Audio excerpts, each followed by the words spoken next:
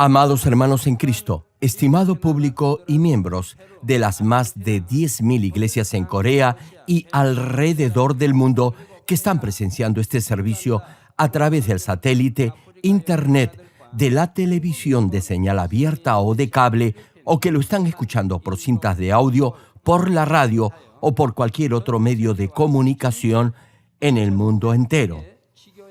En la última prédica les hablé de la providencia de Dios encerrada al nacer Jesús en un establo, al ser acostado en un pesebre y por haber llevado una vida austera e incluso pobre.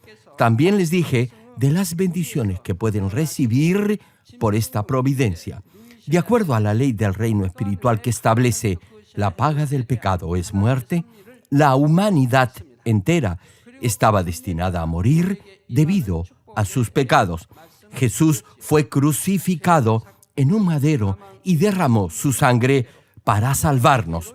Fue clavado en una cruz para liberarnos de la maldición de la ley y derramó su sangre, lo que representa su vida, para salvarnos del infierno. Pero, como les compartí en la última sesión, Jesús no derramó su sangre por haber nacido en un establo, tampoco por haber sido puesto en un pesebre, ni por haber vivido una vida sobria y frugal. No tuvo que derramar su sangre para redimirlo de la pobreza, porque la pobreza en sí misma no es un pecado. No obstante ello, para perdonarlo de sus pecados, tenía que haber derramamiento de sangre. También tuvo que derramar su sangre para sanar todas sus enfermedades y dolencias, porque todo esto es provocado por el pecado. Esta es la prédica número 11 de la serie El mensaje de la cruz, y hoy les hablaré de la providencia del Señor Jesucristo al derramar su preciosa sangre por cada uno de ustedes. A través de este mensaje, espero que puedan entender más profundamente el amor del Señor, quien sufrió por llevar nuestros dolores y derramó su sangre por cada uno de nosotros, y así puedan darle gracias de corazón. Oro en el nombre del Señor para que por la preciosa sangre del Señor Jesucristo lleguen a ser libres de toda enfermedad y disfruten de la bendición de la salud. Amados hermanos, cuando en la providencia de Dios llegó el momento de la crucifixión, Jesús fue arrestado por los judíos y fue entregado para ser juzgado por Pilato, gobernador de Judea. Pilato sabía que Jesús era inocente. Sin embargo, debido a la presión del gentío, dejó que Jesús fuera azotado y luego fuera crucificado. La crucifixión es un castigo extremadamente cruel, y ser azotado no es tampoco algo ligero. Los bien entrenados soldados del Imperio Romano, que era la potencia dominante en esa época, flagelaron cruelmente a Jesús. El látigo se envolvía en su cuerpo una vuelta y media, y no solo le arrancaba la carne, sino que el pedazo de metal al final del azote penetraba dentro del cuerpo. Cuando el soldado jalaba fuertemente el látigo, pedazos de carne eran arrancados junto con el azote. Jesús fue flagelado de esta manera. Fue tan lastimado que sus huesos se veían y perdió mucha sangre. La pregunta es, ¿por qué fue azotado Jesús y por qué tuvo que derramar toda su sangre? ¿Por qué dejó Dios que su único hijo soportara todo ese sufrimiento? Isaías capítulo 53, versículos 5 y 6, dicen sobre esto: mas el herido fue por nuestras rebeliones, molido por nuestros pecados. El castigo de nuestra paz fue sobre él, y por sus llagas fuimos nosotros curados. Todos nosotros nos descarriamos como ovejas. Hermano, ¿por qué dice como ovejas? Porque la oveja se pierde si no tiene pastor. Finaliza la cita. Cada cual se apartó por su camino, mas Jehová cargó en él el pecado de todos nosotros. Como he dicho, Jesús fue azotado y derramó su sangre para llevar todas nuestras enfermedades. Como vamos a ver después, Éxodo capítulo 15, versículo 26 dice que si guarda los mandamientos de Dios y no peca, ninguna enfermedad vendrá sobre usted. Es decir, para sanar de alguna enfermedad, primero deberá pedir perdón por sus pecados. Mateo capítulo 9, versículo 2 cita: «Y sucedió que le trajeron un paralítico tendido sobre un lecho». Hermano, hoy en día la gente viene en sillas de ruedas, pero en ese tiempo no existían las sillas de ruedas, así que ese hombre probablemente estaba en una camilla cargado por 4 hombres. Continúa el pasaje. Y al ver Jesús la fe de ellos, dijo al paralítico: «Ten ánimo, hijo, tus pecados te son perdonados». Hermano, después que Jesús dijera esto, el paralítico sanó, se puso de pie y caminó. Antes de sanar de alguna enfermedad, Jesús primero resolvía el problema del pecado. Y antes de solucionar el problema del pecado, Dios mira primero su nivel de fe. Podrá recibir sanidad solo si tiene fe. Solo si tiene fe podrá vivir de acuerdo a la palabra de Dios. Llegará a ser justo y será llamado Hijo de Dios, que se asemeje a Él. Dios mira su fe y actúa de acuerdo a ella. Y Juan, capítulo 5, versículo 14, añade: «Después le halló Jesús en el templo y le dijo: Mira, has sido sanado, no peques más, para que no te venga alguna cosa peor». Una pregunta: ¿por qué le podía pasar algo peor? Le digo por qué. Porque podía volver a pecar. Hermano, si no vuelve a pecar, no tendrá problemas nunca más. Ninguna cosa peor le sobrevendrá. Por eso, para redimirlo de toda enfermedad, tenía que haber derramamiento de sangre. Jesús fue azotado y derramó su sangre para redimirlo de sus pecados, y sufrió todo tipo de dolor para liberarlo del dolor que causa la enfermedad. Querido público, Mateo capítulo 8, versículo 17 señala: «Para que se cumpliese lo dicho por el profeta Isaías, cuando dijo: Él mismo tomó nuestras enfermedades». En enfermedades aquí se incluyen también enfermedades incurables y otras como polio, discapacidades, etc. Finaliza el pasaje: «Y llevó nuestras dolencias». Y Primera de Pedro, capítulo 2, versículo 24, agrega: «Y por cuya herida fuisteis sanados». Hermano, no dice será sanado, sino ya ha sido sanado. Aquí se usa el presente perfecto. Por eso, aquellos que creen que Jesús los ha redimido de sus enfermedades al ser azotado y derramar su sangre, no tiene por qué padecer de ninguna enfermedad. No obstante, hay algunos que profesan su fe en Dios, pero dicen que son débiles y que por eso algunas veces pecan. Se excusan afirmando que es difícil vivir conforme a la palabra de Dios.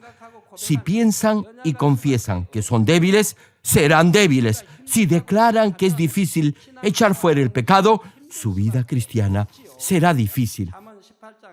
Proverbios capítulo 18, versículo 21, señala sobre el particular: «La muerte y la vida están en poder de la lengua, y el que la ama comerá de sus frutos». Hermano, si confiesa que está sano por la gracia de Dios y que en cualquier tipo de situación estará bien, gracia y fortaleza de Dios vendrán sobre usted tal como lo declara.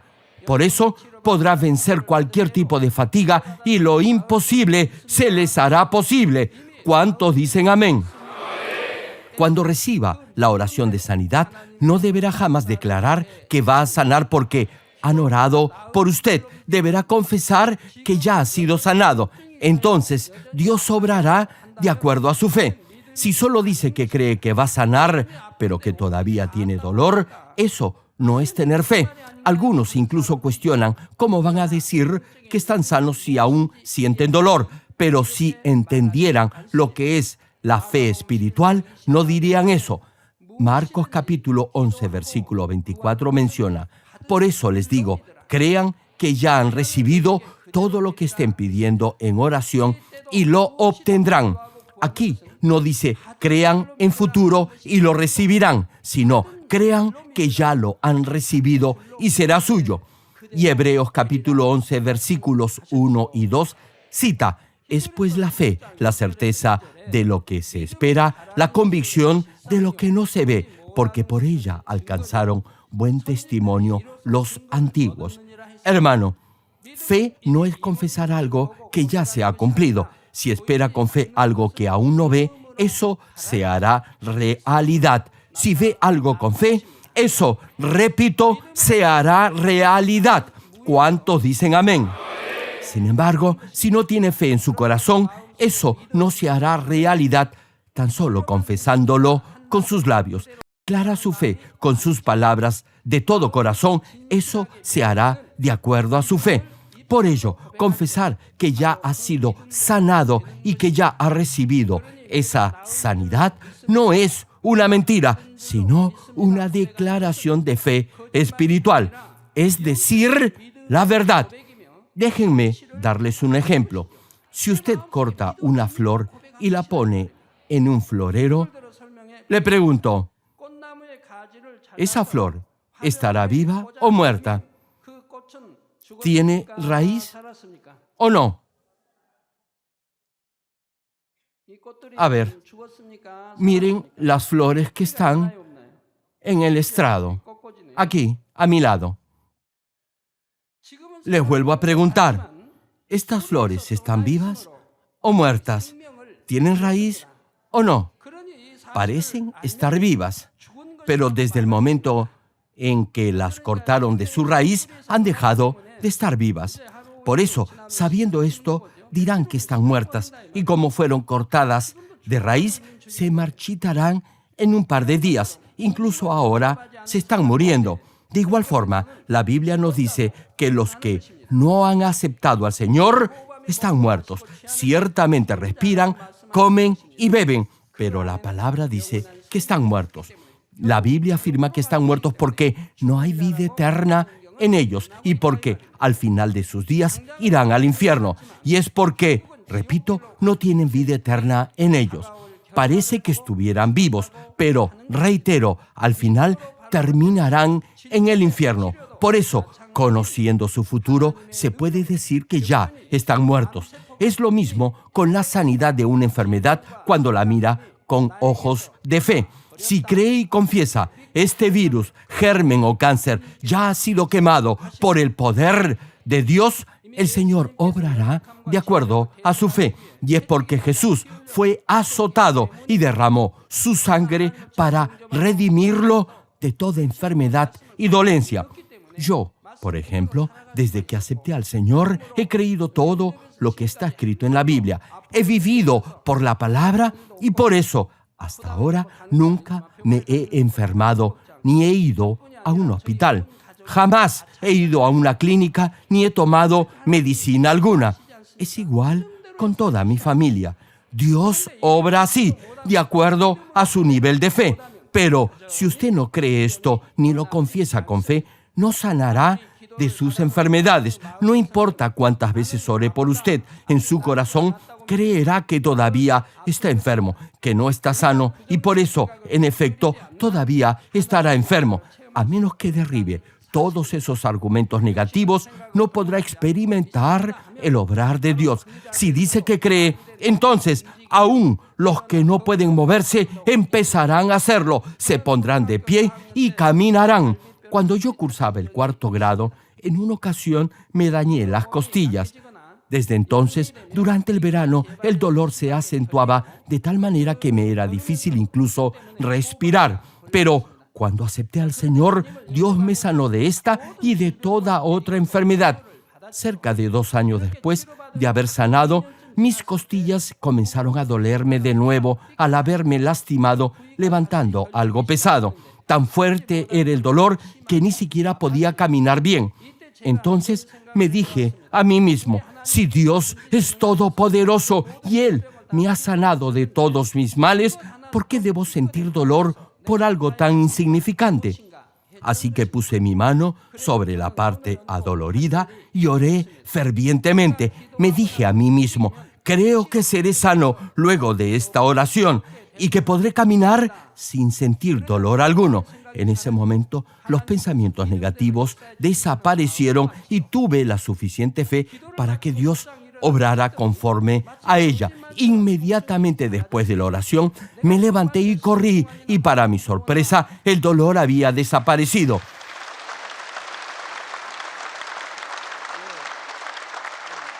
No podía creer que había sentido ese dolor por varias horas. El poder de Dios Creador no solo sana enfermedades, sino que también se demuestra en el mismo obrar de la creación.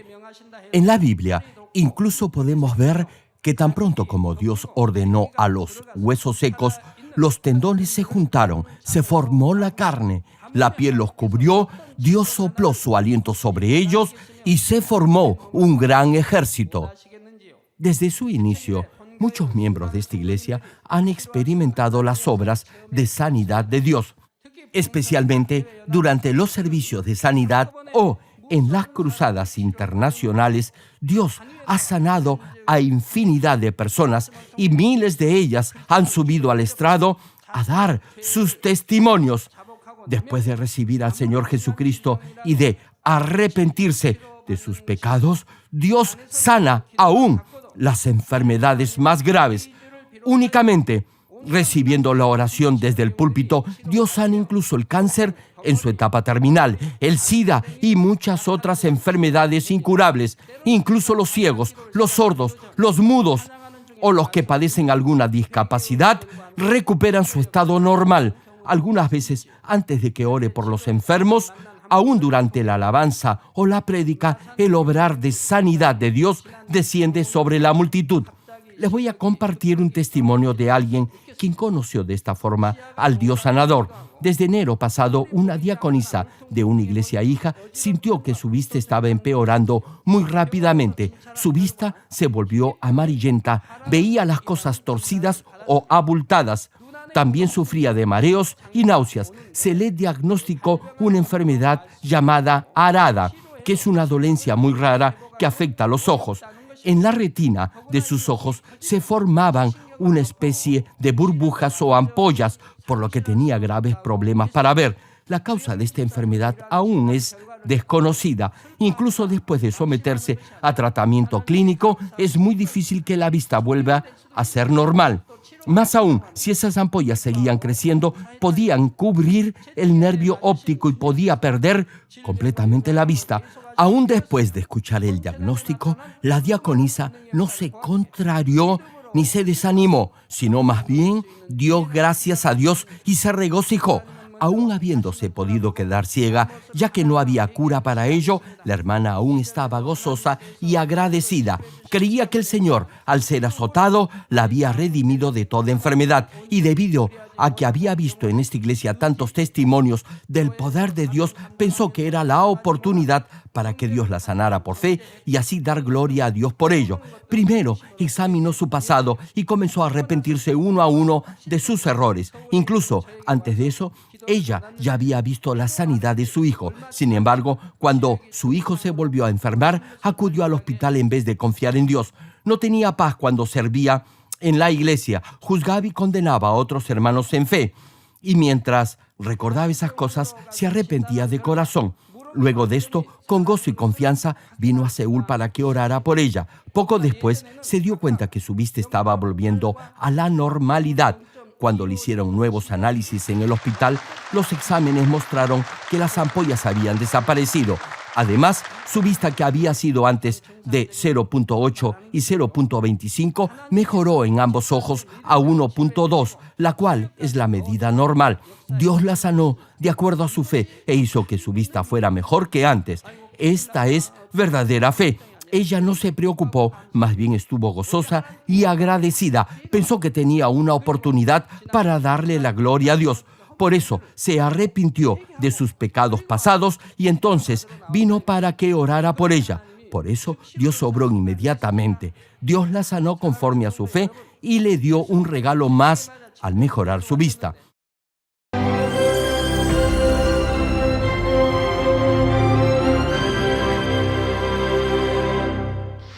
Aleluya. Dios Todopoderoso de amor, pon tu mano sobre todos los hermanos y hermanas y sobre todos los miembros de nuestras iglesias en el mundo entero que están recibiendo con fe esta oración que trasciende el tiempo y el espacio a través del satélite, la televisión, el internet, o que le están escuchando por radio o por cintas de audio en todo el mundo. Pon fe en sus corazones para que puedan creer en ti y se despojen de todo pensamiento negativo y toda duda. Líbralos de toda prueba y aflicción. Quema con el fuego del Espíritu Santo de la cabeza a los pies toda parte enferma, incluyendo toda célula, tejido y nervio, todo órgano interno e intestinos. Que la luz de tu Espíritu venga sobre ellos. En el nombre de Jesucristo, ordeno al diablo y a Satanás, a todo tipo de enfermedad, germen y dolencia, fuera. Quema con el fuego del Espíritu Santo toda enfermedad incurable y toda dolencia crónica. Que toda enfermedad contagiosa, resfriado y fiebre desaparezca.